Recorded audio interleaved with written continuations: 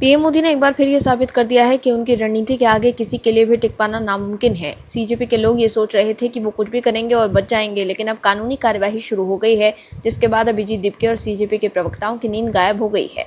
दर्शकों, सीजेपी की असलियत बाहर आ गई है। ऐसे में अब कार्यवाही को लेकर उन्हें चिंता सताने लगी है। वहीं कॉकरोच जनता पार्टी ने कहा कि सरकार ने अब तक इस बात का लिखित भरोसा नहीं दिया है कि प्रदर्शनकारी छात्रों के खिलाफ दर्ज सभी एफआईआर वापस ली जाएंगी। सीजेपी के मुख्य प्रवक्ता सौरभ दास ने कहा कि मंगलवार शाम को सरकार के रिप्रेजेंटेटिव से मिले थे। मीटिंग के दौरान सौरभ दास ने कहा कि सरकार ने उन्हें सुप्रीम कोर्ट का एक ऑर्डर दिखाया था, जिसमें मौजूदा एफआईआर की जांच की इजाजत दी गई थी। वहीं सुप्रीम कोर्ट ने भी सीजेपी की चिंता बढ़ा दी है। सुप्रीम कोर्ट के अंतरिम आदेश के बाद सीजेपी ने छात्रों पर पुलिस कार्रवाई के खिलाफ बड़ा बयान दिया है। सीजेपी के फाउंडर अभिजीत दीपके ने कहा कि अगर प्रदर्शन में शामिल छात्रों को टारगेट किया गया तो वो फिर से बड़े पैमाने पर शांतिपूर्ण विरोध प्रदर्शन करेंगे। उन्होंने सरकार से अपील की है कि छात्रों को परेशान करना बंद किया जाए, लेकिन अब जिस तरह से पुलिस खुलासा कर रही है उससे देश हैरान है। दिल्ली के जंतर मंतर पर 36 दिनों तक चले आंदोलन और 20 जुलाई को संसद मार्च के बाद दर्ज मामलों को लेकर अब तस्वीर काफी हद तक साफ हो गई है। दिल्ली पुलिस ने स्पष्ट कर दिया है कि सभी एफआईआर वापस नहीं ली जाएंगी, केवल वो मुकदमे वापस लेने की प्रक्रिया में शामिल होंगे जो सरकार या दिल्ली पुलिस की ओर से दर्ज किए गए हैं। दूसरी ओर महिला पत्रकारों से छेड़छाड़, मारपीट और अन्य आपराधिक मामलों जैसे निजी शिकायतों के आधार पर दर्ज मामलों में कानूनी कार्यवाही पहले की तरह जारी रहेगी। यही वजह है कि अभिजीत दीपके और सीजेपी के लोग बेचैन हैं। लेकिन आप दर्शक ये चाहते हैं कि आंदोलन के नाम पर हिंसा करने वालों के खिलाफ कार्यवाही होनी चाहिए, तो कमेंट में यस और गुड मोदी सरकार जरूर लिखें, ताकि विपक्ष को साफ संदेश जाए कि देश के लोग कार्यवाही के समर्थन में है। इस खबर में आगे आपको बताएंगे सब कुछ डिटेल में कि कैसे सुप्रीम कोर्ट में सीजेपी की नींद उड़ा दी गई है और कैसे राहुल गांधी हो गए हैं एक्सपोज। तो बने रहिए हमारे साथ अंत तक और देखते रहिए हमारी यह खास रिपोर्ट। साथ ही आप दर्शकों से विनम्र निवेदन है कि अगर आपने अभी तक चैनल को सब्सक्राइब नहीं किया है तो अभी कर लीजिए, साथ ही बेल आइकन को भी दबाना बिल्कुल ना भूलें।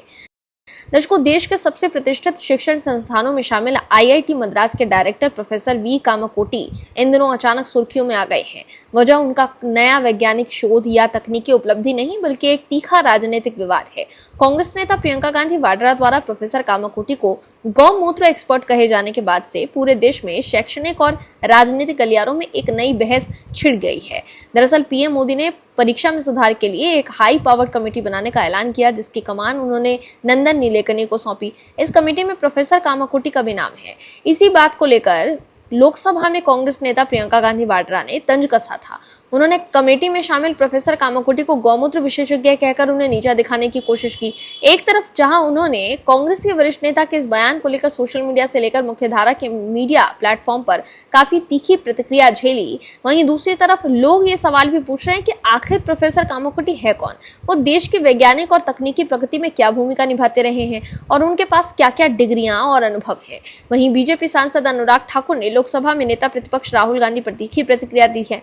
उन्होंने राहुल गांधी को सबसे बड़ा उत्पाती बताया है और ये कहा कि वो छात्रों के सहारे अपनी राजनीतिक रोटियां सेकना चाहते हैं। अनुराग ठाकुर ने कहा कि मेरा इतना ही कहना है कि राहुल गांधी सबसे बड़े उत्पाती हैं। वहीं न्यूज एजेंसी एएनआई से बातचीत करते हुए सीजेपी प्रवक्ता सौरभ दास ने कहा कि सरकार ने दलील दी कि चूंकि सुप्रीम कोर्ट का डायरेक्टिव एक लिखित ऑर्डर है, इसलिए मामला अब सब जुडिस है। सौरभ दास ने कहा कि मैंने उनसे सीधे पूछा क्या वो लिखित में गारंटी देंगे, हमें अभी तक उनसे कोई जवाब नहीं मिला है। सौरभ ने कहा कि सरकार ने सीजेपी को गारंटी दी थी कि एफआईआर वापस लेना और भविष्य में कोई एक्शन न लेने का वादा सिर्फ दिल्ली तक ही लिमिटेड नहीं होगा, बल्कि ये किसी भी बीजेपी शासित या एनडीए रूल्ड राज्य पर भी लागू होगा। वहीं आंखों के इलाज के लिए विदेश जाने की अनुमति मांगते हुए तृणमूल कांग्रेस सांसद अभिषेक बनर्जी ने अब सुप्रीम कोर्ट का दरवाजा खटखटाया है। कलकत्ता हाईकोर्ट ने उन्हें पहले एसएसकेएम अस्पताल के चक्षु विभाग में जांच कराने और विशेषज्ञ की रिपोर्ट पेश करने को कहा था। मामले पर सुप्रीम कोर्ट में 3 अगस्त को सुनवाई होगी। सुप्रीम कोर्ट में दायर याचिका में अभिषेक की ओर से कहा गया है कि आंखों के इलाज के लिए विदेश जाने की अनुमति से जुड़ी उनकी याचिका पर हाईकोर्ट में अभी तक राहत नहीं मिली है। 20 जुलाई को अभिषेक के वकील ने विदेश में इलाज कराने के लिए यात्रा की अनुमति मांगी थी। सीजेपी प्रोटेस्ट और 20 जुलाई के संसद चलो मार्च के बाद अब प्रोटेस्टर्स की मुसीबत बढ़ गई है। अभिजीत दीपके से लेकर सीजेपी के तमाम प्रवक्ता चिंतित नजर आ रहे हैं। सीजेपी के लोग समझ गए हैं कि अब उनकी और उनके समर्थकों की आफत बढ़ सकती है, इसलिए अभिजीत दीपके बेचैन नजर आ रहे हैं और अब सीजेपी के लोग सरकार से मांगे मानने की अपील कर रहे हैं। दर्शकों, सीजेपी के लोगों को लग रहा था कि वो कुछ भी बोलेंगे और कानून को अपने हाथों में लेंगे, बच भी जाएंगे, लेकिन वो भूल गए थे कि केंद्र में मोदी की सरकार बैठी है और कानून अपने हाथों में लेने वालों के खिलाफ मोदी सरकार सख्त कार्यवाही करने के लिए जानी जाती है। यही वजह है कि सीजेपी के लोगों को बड़ा डर सताने लगा है। दर्शकों, जंतर मंतर पर चले सीजेपी के आंदोलन और 20 जुलाई को संसद चलो मार्च के बाद अब दिल्ली पुलिस ने सोशल मीडिया पर सख्ती बरत दी है। कांग्रेस जनता पार्टी के प्रदर्शन और संसद चलो मार्च में जितने छात्रों और छात्र के रूप में आए उपद्रवियों ने प्रधानमंत्री मोदी के खिलाफ तरह तरह की टिप्पणी और नारे लगाए थे, उन पर दिल्ली पुलिस की कार्यवाही शुरू हो चुकी है। सोशल मीडिया पर तिलचट्टों ने आपत्तिजनक और अभद्र पोस्ट साझा किए थे। ऐसे में पुलिस ने पीएम मोदी और सुरक्षा बलों के खिलाफ कथित तौर पर अभद्र भाषा वाले पोस्ट करने वाले कई एक्स अकाउंट्स को नोटिस भेजा है। इनमें कुछ न्यूज पोर्टल्स के अकाउंट्स भी शामिल बताए जा रहे हैं। पुलिस ने एक्स से इन अकाउंट्स के पीछे मौजूद लोगों की जानकारी भी मांगी है। दिल्ली पुलिस का कहना है कि आंदोलन के दौरान और उसके बाद सोशल मीडिया पर बड़ी संख्या में ऐसे पोस्ट, वीडियो और टिप्पणियां सामने आई जिनमें प्रधानमंत्री के खिलाफ आपत्तिजनक भाषा का इस्तेमाल किया गया। इसी वजह से पुलिस ने सोशल मीडिया पर निगरानी बढ़ाई और अब ऐसे कंटेंट हटाने के साथ साथ पोस्ट करने वालों की पहचान करने की प्रक्रिया भी शुरू कर दी है। फिलहाल कितने अकाउंट्स को नोटिस भेजे गए हैं, इसकी आधिकारिक संख्या सामने नहीं आई है। जांच में ऐसे कई पोस्ट मिले जिनमें प्रधानमंत्री और सुरक्षा बलों के खिलाफ कथित तौर पर अभद्र और आपत्तिजनक भाषा का इस्तेमाल किया गया। पुलिस का कहना है कि ऐसे कंटेंट से कानून व्यवस्था प्रभावित हो सकती है, इसलिए कार्यवाही की जा रही है। दिल्ली पुलिस की सोशल मीडिया मॉनिटरिंग टीम लगातार एक्स और दूसरे प्लेटफॉर्म पर नजर रख रही है। वहीं पुलिस के हवाले से खबरों में बताया जा रहा है कि प्रदर्शन स्थल पर मौजूद 2873 ऐसे लोगों की पहचान की गई है जिनका आपराधिक रिकॉर्ड रहा है, जिनमें से 979 लोगों पर हत्या के प्रयास, डकैती, लूट, दुष्कर्म, महिलाओं और बच्चों के खिलाफ अपराध, आर्म्स एक्ट, अपहरण, स्नैचिंग और एनडीपीएस जैसे गंभीर मामलों में केस दर्ज हैं। वहीं सुप्रीम कोर्ट ने भी साफ कर दिया है कि जिन पर पहले से केस दर्ज हैं, जिन लोगों के खिलाफ पहले से कार्यवाही जारी है, उन लोगों पर कानून के हिसाब से कार्यवाही होनी चाहिए। सुप्रीम कोर्ट ने कहा कि आंदोलन के दौरान जिससे भी कानून को अपने हाथ में लिया है और अत्याचार किया है उसे कानून के दायरे में लाया जाना चाहिए, लेकिन सीजेपी के लोग इस बात से सुप्रीम कोर्ट से नाराज हो गए हैं। सुप्रीम कोर्ट की ओर से कांग्रेस जनता पार्टी के आंदोलन से जुड़ी याचिकाओं पर दिए गए अंतरिम आदेश पर सीजेपी ने कड़ा रुख अपनाया है। सीजेपी के फाउंडर अभिजीत दिपके ने ऐलान किया है कि अगर प्रदर्शन में शामिल छात्रों को टारगेट किया गया तो वो फिर से प्रोटेस्ट शुरू कर देंगे। मीडिया से बातचीत के दौरान अभिजीत दिपके ने संकेत दिया कि अगर सरकार उनकी मांगों पर उचित कदम नहीं उठाती है तो आंदोलन एक बार फिर से शुरू किया जा सकता है। वहीं अभिजीत दिपके ने सोशल मीडिया प्लेटफॉर्म एक्स पर लिखा कि अगर पुलिस के हाथों स्टूडेंट्स को परेशान करना जारी रहा तो कांग्रेस जनता पार्टी जल्द ही बड़े पैमाने पर शांतिपूर्ण विरोध प्रदर्शन करेगी। सरकार को स्टूडेंट्स को टारगेट करना और उन पर विच हंटिंग बंद करनी चाहिए। वहीं सीजेपी के नेता सौरभ दास ने भी कहा कि अगर सरकार ने छात्रों से किया गया अपना वादा तोड़ा तो उनके पास देशव्यापी आंदोलन दोबारा शुरू करने के अलावा कोई विकल्प नहीं बचेगा। सौरभ दास ने अपने बयान में कहा कि सीजेआई सूर्यकांत की अध्यक्षता वाली बेंच के पारित अंतरिम आदेश, खासतौर पर निर्देश संख्या 4 पूरे देश के लिए खतरे की घंटी है। इस निर्देश के तहत सरकारों को मौजूदा एफआईआर के साथ आगे बढ़ने और जांच जारी रखने की अनुमति दी गई है। सीजेपी का कहना है कि ये निर्देश भारत सरकार के 25 जुलाई 2026 को देश के युवाओं को दिए गए उस भरोसे और गारंटी के बिल्कुल उलट है जिसमें सभी एफआईआर वापस लेने और किसी भी प्रदर्शनकारी को अप्रत्यक्ष या प्रत्यक्ष रूप से निशाना न बनाने का वादा किया गया था। सीजेपी के प्रवक्ता सौरभ दास ने याद दिलाया कि 25 जुलाई के सरकारी आश्वासन और पूर्ण विश्वास के आधार पर ही कांग्रेस जनता पार्टी ने अपना विरोध प्रदर्शन वापस लिया था, लेकिन अब सीजेपी को यह शक है कि केंद्र सरकार और बीजेपी शासित राज्य सरकारें इस अदालती आदेश का इस्तेमाल व्यक्तिगत प्रदर्शनकारियों के खिलाफ दर्ज एफआईआर को जारी रखने और उन्हें प्रताड़ित करने के लिए कर सकती है। सौरभ दास ने कहा कि शुरू से ही उनकी यही चिंता थी कि शांतिपूर्ण असहमति को दबाने और अपने राजनीतिक हितों को साधने के लिए अदालतों का सहारा लिया जा सकता है। तो देखा आपने कि कैसे अब कार्यवाही के डर से सीजेपी के लोग बेचैन नजर आ रहे हैं। राहुल गांधी का एक ऐसा वीडियो सामने आया है जिससे वो सवालों के घेरे में है। दरअसल लोकसभा में एंटी पेपर लीक बिल यानी सार्वजनिक परीक्षा संशोधन विधेयक 2026 पास हो गया है। बुधवार को सदन में हंगामे और बहस के बीच ये बिल ध्वनिमत से पारित हुआ। वहीं राज्यसभा में भी बहुमत के साथ वंदे मातरम बिल पास हो गया। लोकसभा अध्यक्ष ओम बिरला ने बिल पर सांसदों की मौखिक रूप से सहमति पूछी और ज्यादा हाँ में आवाज सुनने के बाद बिल को पारित करने का ऐलान कर दिया गया। इसके बाद अध्यक्ष ने सदन की कार्यवाही को गुरुवार तक के लिए स्थगित कर दिया, लेकिन राहुल गांधी ने जो किया उससे वो सियासी बवाल मच गया है। दर्शकों, आपको बता दें कि लोकसभा में एंटी पेपर लीक बिल पर चर्चा के दौरान सदन में नेता प्रतिपक्ष राहुल गांधी ने असंसदीय भाषा का प्रयोग किया, जिसको लेकर खूब हंगामा हुआ। इतना ही नहीं, राहुल गांधी ने बिना तथ्य के गृह मंत्री अमित शाह पर भी गंभीर आरोप लगाए। दरअसल बिल पर चर्चा करते हुए राहुल गांधी ने 3 कैटेगरी का जिक्र किया। राहुल गांधी ने कहा 3 कैटेगरी के लोग आते हैं, इनमें होते हैं एक छात्र, दूसरे इडियट और तीसरे अंधभक्त। राहुल गांधी ने तीनों कैटेगरी का विश्लेषण भी दे दिया। उन्होंने कहा छात्र वो है जो सच्चाई को अपनी छाती पर पहनता है, वही इडियट की एक छवि होती है जो सच नहीं होती, और वो इडियट खुद को भगवान दिखाने की कोशिश कर रहा है। तीसरा अंधभक्त, ये वो लोग हैं जो यकीन कर चुके हैं कि इडियट ही भगवान है।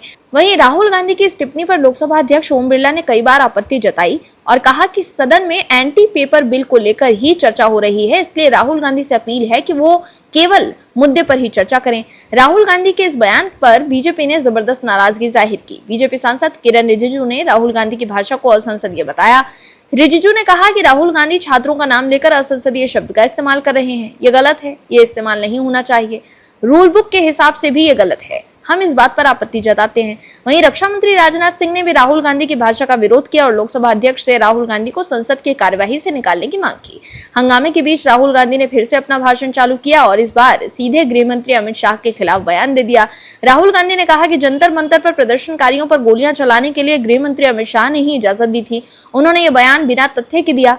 वहीं सदन में मौजूद सत्ता पक्ष के सांसद भड़क गए और हंगामा करने लगे। सांसदों ने राहुल गांधी से माफी मांगने को कहा और कहा कि उन्हें तुरंत संसद की कार्यवाही से बाहर निकाल देना चाहिए। वहीं अब राहुल गांधी के राजनीतिक समझ पर भी सवाल खड़े होने लगे हैं।